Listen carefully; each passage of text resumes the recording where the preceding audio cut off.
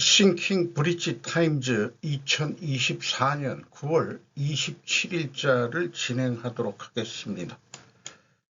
구독, 좋아요 부탁드리겠습니다. 1.5 배속을 보시기 바라고요.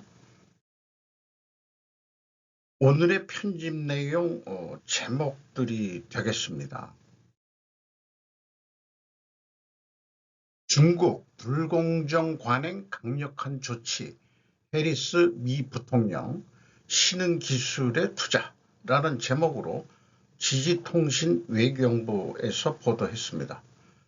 미국 대선의 민주당 후보 해리스 미국 부통령은 25일 미국 동부 펜실바니아주 피츠버그에서 강연하면서 중국이 무역 규칙을 어기면 신속하고 강력한 조치를 결코 주저하지 않을 것이라며 철강 등 과잉 생산과 거액은 보조금 문제에 대응할 뜻을 밝혔다. 대중 강경업 입장을 보이면서 제조업을 보호할 뜻을 강조했다. 공화당 트럼프하고도 거의 유사한 성격으로 보여집니다. 또 인공지능 등 신흥기술에 투자하면서 중국이 아니라 미국이 21세기 경쟁에서 이길 것이라고 거듭 호소했다.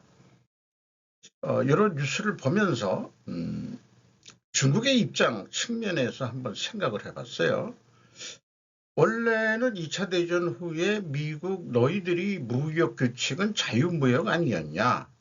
그래서 우리가 열심히 했는데 현재 우린 국가자본주의 성격으로 민간 자본을 조금 죽이고 국영기업들을 좀 키우고 있는데 미국은 민간 자본주의 차이, 이 정도 중국하고 미국의 차이인데 미국이 보호무역으로 먼저 무역 규칙을 어긴 것이라고 주장하는 입장이죠. 그렇게 느껴지고 각 나라마다 보조금 전쟁 중, 그래서 미국이 잘못했다 그런 뜻이 아니고, 저는 강자가 자기네들이 살겠다고 하는데 솔직한 얘기로 어느 편에 붙어야 우리가 먹고 살 수 있겠느냐, 생존할 수 있겠느냐, 그런 측면에서는 미국하고 동맹을 갈 수밖에 없다, 이런 얘기가 되는 거죠. 트럼프 대미 흑자국 경멸, 한국 파기될 수도, 미 전문가 김난영 뉴시스에서 보도를 했습니다. 제목 자체가 아주 좀 세게 표현했네요. 트럼프 한국 적대적 무역 상대, 안보 무임승차자로 생각한다. 해리스 확장 억제 강한 노력 지속할 듯. 이것이 이제 핵심적인 소제목이 되겠네요. 트럼프 전 대통령이 재집권할 경우 엘렌 킴 전략국제문제연구소 CSIS 선임연구원은 미국 대선의 세계적 역량 보고서에서 한국은 트럼프 2기 임기 기간 동안 대외 정책의 조준점이 될 수 있다라고 이런 분석을 내놨다. 그는 트럼프 대통령 시절 백악관 관계자들은 동맹국과 정상회담을 관련해 두 가지 요소를 중심으로 늘 브리핑 메모를 작성하라는 지시를 받았더라며, 양국 무역 수지에 대한 것, 또 상대국의 총 생산 GDP 대비 방위비 지출을 꼽았다는 거예요. 특히 한국의 경우 2024년 올해 들어 미국과의 무역 수지가 445억 달러, 약 58조 7,400억 원대로 역대 최대 흑자를 기록했다는 점이 부각됐다. 이런 상황에서 GDP 2.8%를 방위비로 지출하는데 트럼프 후보가 이를 불충분하게 생각한다는 것. 트럼프 후보가 다시 똑같이 굴지 않으리라고 믿을 이유가 없다, 이런 얘기고, 북한이 바이든 오바마 행정부에서 그랬듯 차기 행정부를 시험하려 위기를 조성할 것이다. 나아가서 정전을 위한 대북 평화협정을 추진하는 동시에 북한을 핵 보유국으로 인정할 수도 있다는 게 김 연구위원의 경고다. 이런 내용이네요. 중국과의 전투에서 필요한 은밀한 장거리 대한미사일을 탑재한 F-35가 처음으로 카메라에 포착되었다. 제이크 앱스타인 비즈니스 인사이더입니다.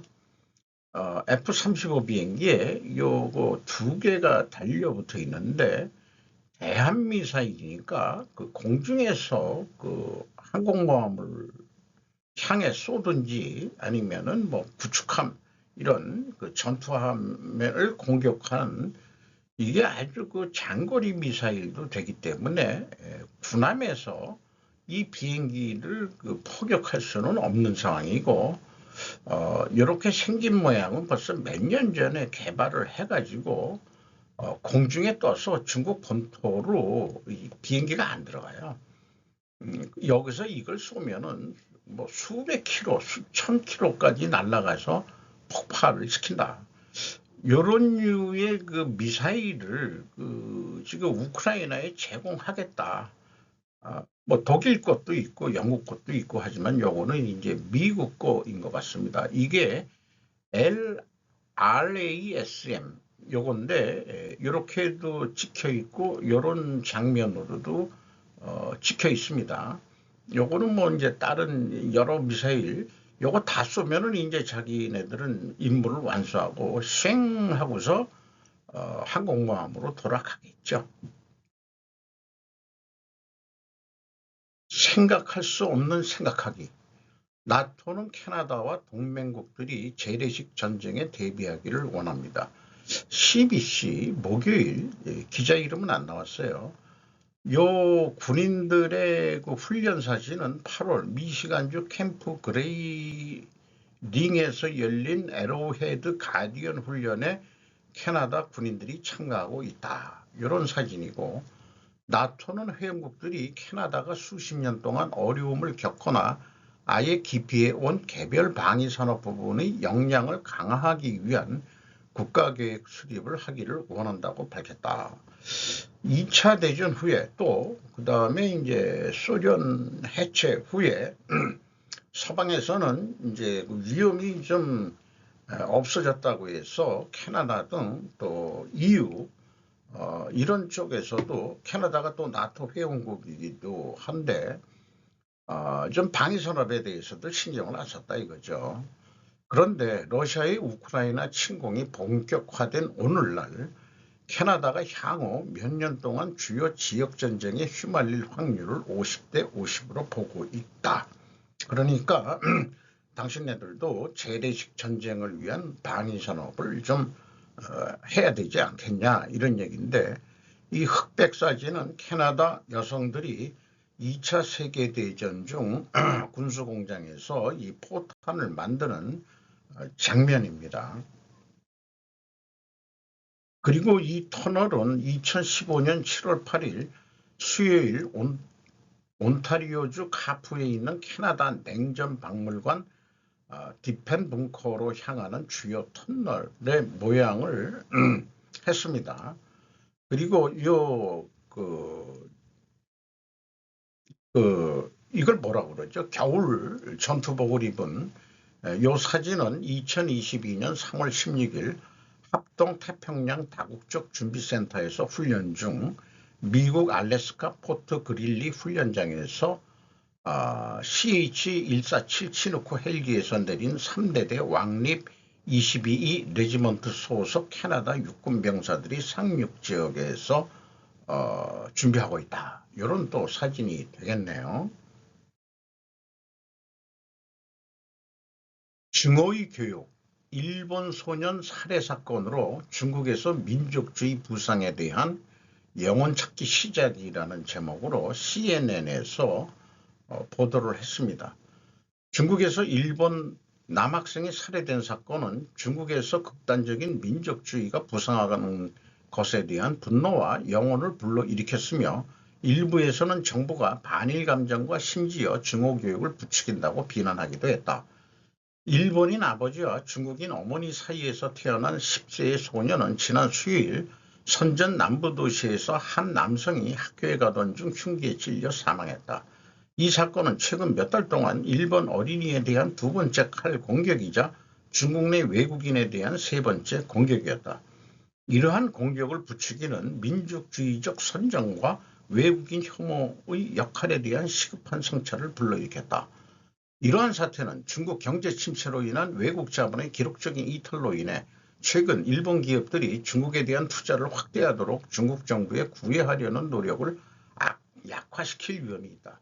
일본은 2차 세계대전 당시 중국을 잔인하게 침공하고 점령한 데 뿌리를 둔 오랫동안 중국 민족주의의 분노의 표적이 되어왔다.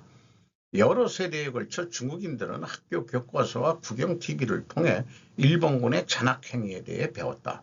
이러한 분노감은 동중국해의 영토 분쟁과 지정학적인 긴장으로 인해 더욱 증폭되고 있으며 중국은 일본과 미국의 동맹 강화가 자국의 부상을 억제하기 위한 것으로 보고 있다. 요거는 이제 그 외상이죠. 일본 외상. 뭐 우리도 역사책에서 볼 때 이제 가장 대표적인 게 이제 그 만주사변을 일으킨 이후로 거기까지 했으면 좋은데 또 군부 세력이 대동아 공영권 군부 세력이 침략을 해가지고 뭐 나중에 난징 학살이라는 그런 거로 우리도 배웠죠. 그런 그 악감정이 요즘 부추겨지는 모양입니다. 자기네들이 살기가 어렵고 그러니까. 그럼에도 불구하고 중국 내에서 너무했다 뭐 이런 식으로 해서 이 헌화 이 꽃을 갖다 놓는 그런 중국 인민들의 또 행동도 여기 뉴스에는 소개가 되어 있습니다. 일본 군함이 대만 해협을 항해한 후 중국 최고 경계 하세과 교코와 샘 데이비스가 AFP입니다. 요게 뭐 그냥 사진인데 현지 언론 아란 쌍카르라고 되어 있는데 2017년 사진 속에 일본의 사자남이 국축함이 대만 해협을 항해했다. 이렇게 이제 되어 있는데 중국군은 목요일 일본 군함이 처음으로 대만 해협을 통과한 후 일본의 불만을 제기했다고 중국군은 최고 경계태세를 취했으며 중국은 일본의 불만을 제기했다. 그러면은 일본 자위대 해군이 왜 이런 일을 했느냐? 지난주에 중국의 라오닝 항모가 처음으로 대만 인근의 일본 두 섬 사이를 항해해서 빠져나갔죠. 구축한 2척을 또 동반했었어요. 그러니까 이게 일본도 뭘 보여주는데 독자적인 행동은 아니고 합동훈련의 일환으로 했다. 또 이렇게 얘기는 하고 있습니다. 이 선박들은 일본 해안에서 최대 24일이 떨어진 일본의 인접 지역에 진입했으며 도쿄는 이 사건을 전적으로 용납할 수 없다고 말했다. 중국은 국제법을 준수했다고 밝혔다. 이런 얘기예요. 사용 후 핵연료 첫 반입 중간 저장 시설 니가타에서 운반 아오모리 지지통신 경제부입니다. 도쿄전력 가시와자키 가리와 원자력 발전 니가타현의 사용이 끝난 핵연료를 실은 것으로 보이는 운반선이 26일 아침 아오모리현 무스시항의 항구에 접안했다. 재활용 연료 저장 RFS 시 운영하는 시내 중간 저장 시설에 대한 첫 반입 작업이 시작된다. RFS에 의한 최종 검사 등을 거쳐 최장 50년간 저장된다. 중간 저장 시설은 원전 부지 밖에서 사용 후 연료를 보관하는 국내 최초 시설이다. 그리고 원자력 발전에서 사용이 끝난 연료를 모아두는 술 용량이 한계에 가까워지는 가운데 가시와자키 가리와의 재가동을 포함한 정부의 원자력 발전 추진 전략의 순풍이 될 것 같다. 이런 저장 시절에 하면서 우리나라는 그 옛날 노무현 대통령 때 불업도 이런 쪽에 저장 시설 했는데 이제 다 실패를 했고 경주 이런 어디에 폐기물 저장 시설을 만들었다고 해서 제가 울산에서 일할 때 그런 뉴스를 좀 들어봤고 대신 그 지역이 울산에 좀 가깝기 때문에 뭐 좀 울산 쪽에서 좀 볼멘 소리가 나왔던 게 경주 시민들한테는 뭔가 그 배상이나 뭐 그런 그 돈을 주고 울산이 거꾸로 거리가 가까운데 왜 울산 북구겠죠? 울산 북구 쪽. 그건 왜 배려를 안 하냐? 뭐 이게 그런 것까지도 이제 돈 가지고 아웅다웅하는 그런 그 참 사람들이란 게 그런 게 갑자기 생각이 나네요. 이번 운반된 것은 캐스크 1기로 가시화자키 카리와 4호기의 사용이 끝난 연료 69채가 수납되어 있다고 보여진다. 원자력 규제위원회가 문제가 없다고 확인되면 10월에도 정식으로 사업이 개시될 전망이다. 그래서 입항하는 운반선의 사진을 게재를 했네요. 경영권 분쟁 MBK 공개 매수가 인상에 고려아연 명품정밀 급등. 강수련 기자 뉴스 1입니다. 고려아연 2%, 영풍정밀 8%대 강세. 뭐 자세한 얘기, 이 돈 얼마짜리다 이런 거보다도 이 빨간 글씨로 얘기한 MBK가 성공 가능성을 높이기 위해 상향을 결정한 것으로 보인다. 처음 시작할 때는 66만 원이었는데 지금 75만 원에 공개 매수하겠다. 이렇게 나왔고요. 요 밑에 거는 참고적으로 9월 25일 날 이 외국인 지분율, 국내 그 투자기관의 지분율 전체로 얘기되는 통계는 없기 때문에 약간 내려갔어요. 이렇게 되는데 빨간 거는 이제 사는 거, 매수하는 거, 파란색은 이제 매도하는 겁니다. 그러면서 외국인 투자기관들은 팔고 사고 하는데 꽤 좀 떨어지긴 했지만 꽤 많이 사긴 또 샀네요. 팔고 사고 하면서 이득을 보겠죠. 열흘 전 밀린 영풍 내일 회견 MBK에 고려한 넘기는 이유 밝힌다. 이게 오늘입니다. 26일자 최동현 기자가 뉴스 1에서 보도한 내용인데요. 강성두 사장이 공개석상에서 MBK 손잡고 고려한 공개 매수에 핵심 역할을 한다. 영풍 MBK 공개 매수가 75만 원 상향. 최윤범 대항 공개 매수 반격 주목. 한지붕 부가족 동관계였던 영풍 고려아연이 갈등을 빚은 이유, MBK와 손을 잡고 경영권을 넘기기로 한 배경 등을 설명할 것으로 보인다. 요 다음 장에 오늘자 뉴스를 좀 기다렸다가 추가 편집을 했습니다.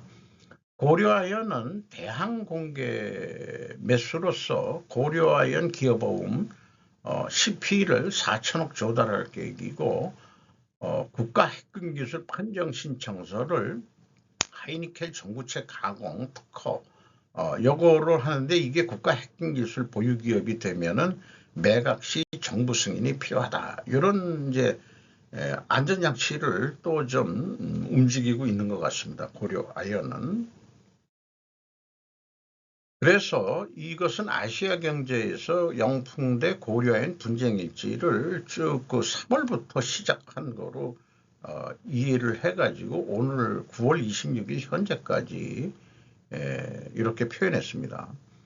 그리고 베인캐피탈 고려아연 백기사 투자권 홍콩 오피스 투심이 통과 못했다는 단독 기사인데 박소연 아시아 경제에서 보도를 했습니다.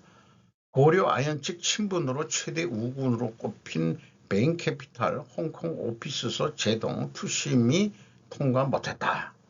금융투자업계 관계자는 한국, 싱가포르, 홍콩 투자를 총괄하는 베인캐피탈 홍콩 오피스에서 투자심의위원회를 개최한 결과 고려아연 지원안이 통과되지 못했다고 귀뜸했다. 고려아연은 방어에 필요한 최대 1조 원 안팎의 자금을 마련하기 위해 세계 3대 사모펀드 중 하나로 꼽히는 미국 콜버그 크레모인데 KKR이라고 접촉계 또 협의 중인 것으로 알고 있다. 이렇게 되어 있습니다. 강성두 영풍 사장 최윤범이 동업정신 먼저 깨 친구 회사에 6천억 원 투자. 이런 제목으로 류현지 뉴시스입니다. 오늘 중국 프레스 센터에서 기자회견하는 하기 전에 인사하는 그런 장면인데, 요 정도면 이제 우리가 90도 절한다고 그러죠. 요거 일본 스타일 아닙니까? 뭘 잘못했다고 뭐 이런 표현을 해보는데, 요 우측의 글씨는 이제까지 고려아연 영풍의 갈등 뉴스들을 보면서 제가 오늘 현재까지 느낀 바를 좀 정리를 해봤습니다. 밖에서 볼 때의 느낌은 고려아연 최 씨가는 기업을 키우는 데만 집중을 했지 지배지분은 크게 신경을 쓰지 못했던 것 같다. 그런 와중에 영풍 장 씨가는 다양한 방법으로 지배지분을 알게 모르게 증가시켜왔다고 보여집니다. 재주는 곰이 부리게 하고 돈은 자신들이 챙긴다는 것 아니었을까 하는 생각을 해보게 되고요. 고려아연이 3세 경영을 시작하면서 ESG에 부합하면서도 4차 산업을 준비하는 트로이카 전략을 실행하기 위해서는 우호지분 확보가 우선이었을 것이다. 영풍의 석포제련소는 기술적인 측면을 제외하더라도 물류 측면에서 이미 경쟁력을 잃은 기업이라고 저는 그렇게 진단합니다. 또한 고려아연에 숨겨진 또 하나의 경쟁력은 물류의 효과적인 관리라고 저는 분석을 합니다. 국가부채가 미국 경제를 죽일 수 있을까요? 피터 자이안 9월 26일자 레터입니다. 미국의 국가부채가 GDP의 100%를 초과할 정도로 지금 높다. 그런데 이게 괜찮겠냐? 35조 달러입니다. 미국이 부채를 회수하는데 도움이 된 몇 가지 사항이 있습니다. 베이비붐 세대가 은퇴하고 제도에서 돈을 지불하지 않고 징수하고 전쟁에 지출하고 최근 행정부가 점점 더 많은 예산을 집행하고 있다. 몇 가지 말씀드리자면 미국의 부채는 우려스럽지만 건전한 관점을 가진다면 그 위험에서 벗어날 수 있을 것이다. 유럽은 심각한 인구 통계학적 문제에 직면해 있다. 중국의 부채는 대부분 기업에서 발생하며 여전히 막대한 규모고, 일본의 GDP 대비 부채 비율은 GDP의 몇백 배에 달하며 그들은 그럼에도 잘하고 있다. 그러니까 미국이 GDP 100% 가지고 있는 거 그거 뭐 잘 넘어갈 거다 이런 것 같아요. 미국은 문제가 있지만 아직 위기 모드에 있지는 않다. 정말 걱정하기 시작하기 약 30년 전에 시간을 이미 내서 준비를 하자 이런 얘기예요. 그동안 미국은 다른 나라의 붕괴로 인한 대규모 자본 이탈을 목격할 수 있었고, 그렇게 되면 우리의 문제를 파악할 시간이 더 생길 것이다. 요거는 뭐 제가 뭐 좀 개념을 좀 잘 이해를 못하겠습니다만은 다른 나라의 붕괴, 예를 들어서 중국이라고 합시다. 그렇게 되면은 미국이 시간을 벌면서 자기네를 더 챙길 수 있다. 이런 것으로 해석이 되네요. 한국 인구 1000명당 의사 2.6명, 멕시코와 함께 꼴찌, 중앙일보 일본판입니다. 의학계 졸업자가 OECD 평균의 반 정도뿐이 안 된다. 이렇게 얘기했는데, 요게 보건복지부가 2024년 OECD 보건의료 통계를 인용을 해서 보도를 한 건데요. 오스트리아가 5.4명, 1,000명당, 노르웨이가 4.9명, 독일이 4.6명, 덴마크, 스위스가 4.5명으로 좀 높은 편이고, 한국과 함께 평균 이하 국가는 일본, 미국이 2.7명, 캐나다가 2.8명, 그리고 이제 한국하고 멕시코가 2.6명.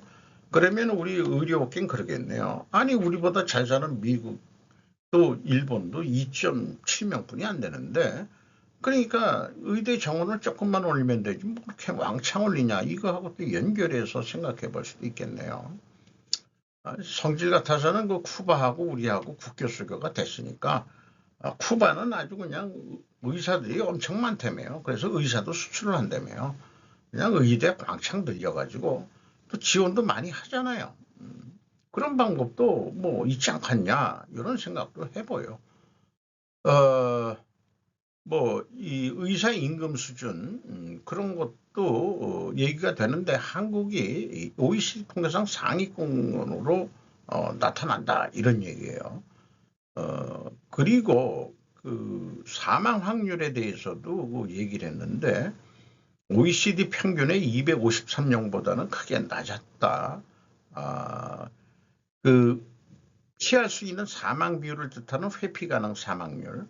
요거는 그렇긴 한데 반면 자살로 인한 연령 표준화 사망률은 인구 10만 명당 23.3만 명으로 OECD 평균 10.6명을 훨씬 넘는 우리가 1위인 거는 거꾸로 자살률이군요.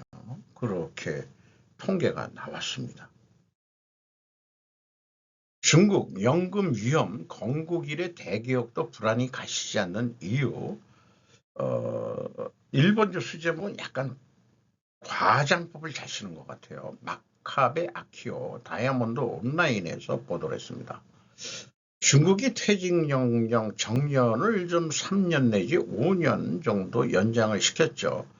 그 주된 목적의 하나는 연금 재정의 핍박에서의 대응으로 보여지는데 이미 뭐 많은 뉴스가 나왔지만은 젊은이들 일자리한테는 좀 손해고 그 다음에 이제 문제가 되는 것은 중국의 이 호적제도, 도농공, 이 도농공으로 표현되는 호적제도, 중국은 농부와 도시지역에서 호적을 나눠 관리해왔다. 사회보장 수급 내용 등은 호적에 묶여있기 때문에 이에 따라 도시와 농촌의 격차는 한층 커졌다. 사회의 안정된 생활을 지탱하는 구조가 미정비인 채 일하는 사람의 정년을 연장하면 젊은 층에게 주름이 파급될 우려가 높다. 여기 3, 5년간의 정년 인상과 사회보험료 최저 지급 기간을 연장한다는 게 이제 목적인데 중국 과거는 2035년까지 공적연금은 자금 부족에 빠질 것으로 예상했다. 뭐 우리나라도 거의 뭐 2050년에는 고갈되기 때문에 어떻게 할 거냐 고민이 많다며요. 아이 낳아 기르는 것이 어렵다고 생각하는 사람이 증가하고 있다. 우리나라도 마찬가지고요. 농촌 지역과 도시 지역에서 호적이 별개인 채로는 격차가 확대될 것이고 사회 불안도 커지고 이번 정년 인상으로 중국 사회보장제도의 지속성이 당장 높아질 것이라고 보기는 어렵다. 게다가 중국 경제는 부동산 버블 붕괴에 의해 개인 소비는 정체 디프레이션 우려가 높아지고 있다. 이미 디프레이션으로 가고 있는 걸로 알고 있어요. 우리나라도 덩달아서 지금 조금 들어가고 있는 거로 저는 해석을 하고요. 국유 기업을 중심으로 과잉 생산이 쌓이는 한편 IT 첨단 분야에서는 민간의 투자 등을 규제가 강화한다. 이것도 국가 주도로 하고 민간은 좀 빠져라. 이렇게 하고 있는 거죠. 어쨌든 가장 큰 핵심적인 문제는 중국 부동산 거품이 꺼지면서 중국 경제의 어떤 한계를 막고 있다라는 식으로 연금만 위험한 게 아니고 전반적으로 이 중국 경제의 어떤 문제들이 한계를 막고 있다라는 그런 포괄적인 그런 내용까지 소개를 하고 있습니다. 좌파의 진짜 가짜 판별법이 있다. 이건 제목을 제가 뽑았어요. 원래 조선 칼럼의 그 제목은 몰락하는 김정은 정권을 위해 나팔 부는 사람들이라고 있습니다. 이 컬럼은 이용준 세종연구소 이사장이 기고를 한 내용입니다. 민주주의 인권의 엄정한 잣대를 북한에도 적용하느냐의 여부다. 판별법이라는 게 김정은 호응의 통을 지우기 나선 국내 좌파들 부끄럽지 않은가라고 질문을 하고 있습니다.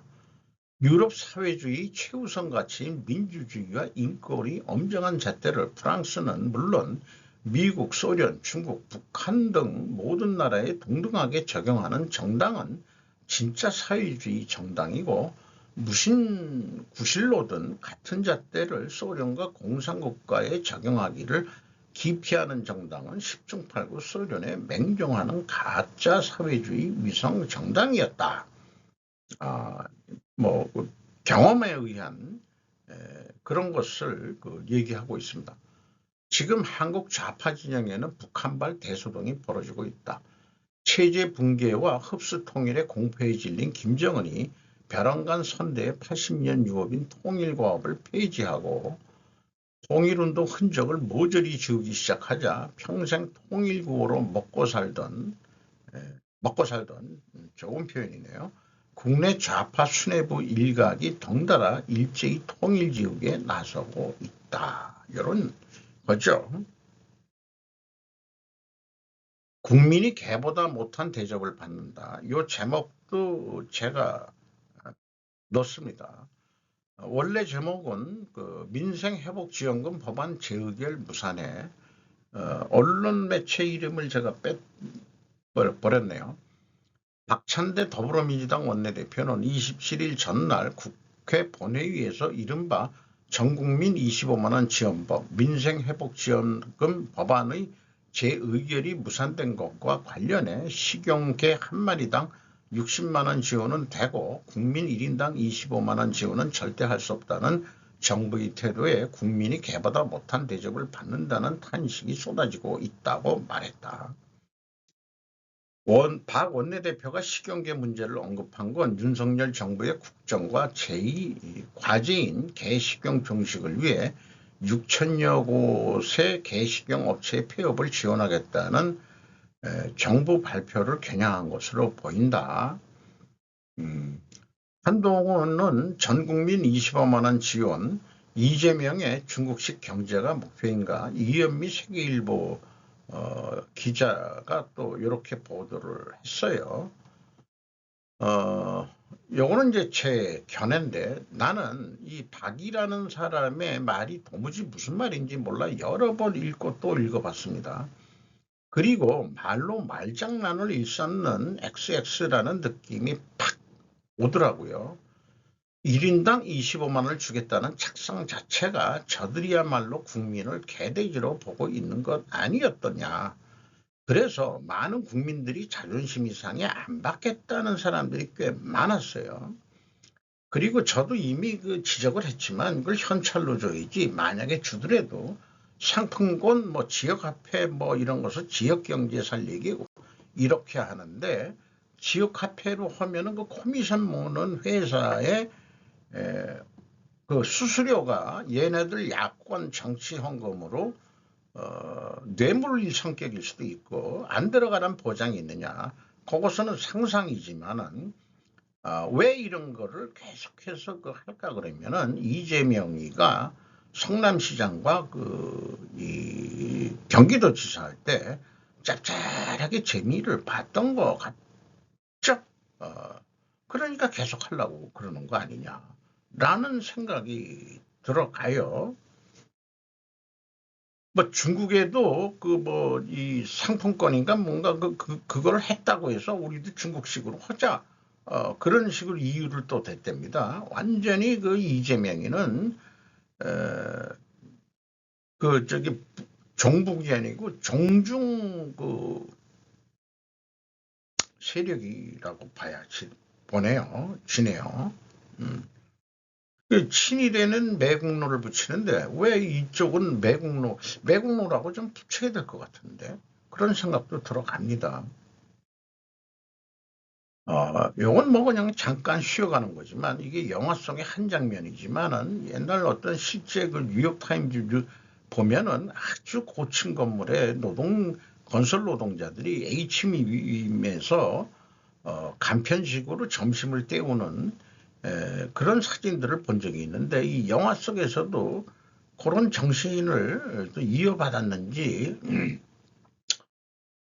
요 사진을 보면은 떨어지더라도 좀 안전한 것 같은데 이게 일단 고층 건물이거든요.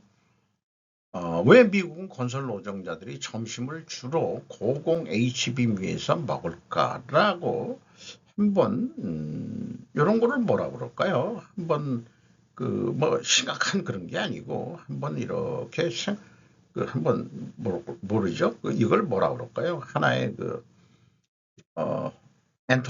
엔터류의 그런 사진을 한번 올려봤습니다. 자, 그래서 제가 계속 항상 고정적으로 올려놓는 자료, 이렇게 세상 돌아가는 것을 저는 결과원인 결과의 사회 과학적 사고 방식으로 자꾸 접근해보고 객관화해서 어느 편에 이렇게 치우치지 않고 편협한 시각을 버리고 조금 더 객관적이고 합리적인 논리적인 그런 생각을 가져보도록 노력하는 그런 과정으로 이런 Thinking Bridge Times 콘텐츠를 지금 하고 있는 거 다시 한번 좀 말씀드리면서 마치도록 하겠습니다.